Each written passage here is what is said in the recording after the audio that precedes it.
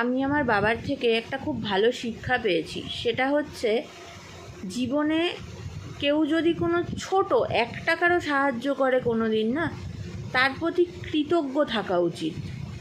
সারা জীবন আমি যা পেয়েছি বা যা পেয়ে এসেছি, আমি নিজেকে খুব কৃতজ্ঞ মনে করি তার জন্য। এই কৃতজ্ঞতাটা যার মধ্যে থাকবে, তার কিন্তু সত্যি কোনো দিন কিছুর অভাব হবে না।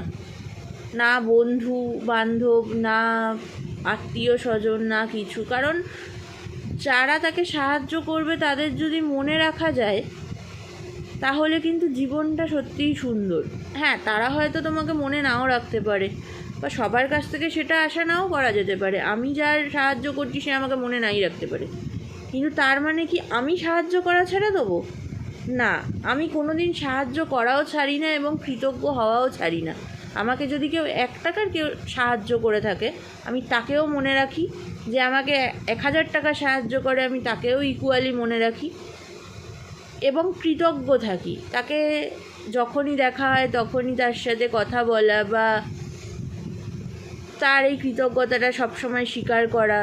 এতে মানুষ না বিনয়ী হতে শেখে। আমার বাবার এই কথাটা আমি মনে রেখেছি বলে আমি হয়তো জীবনে একটু হলেও বিনয়ী হতে শিখেছি।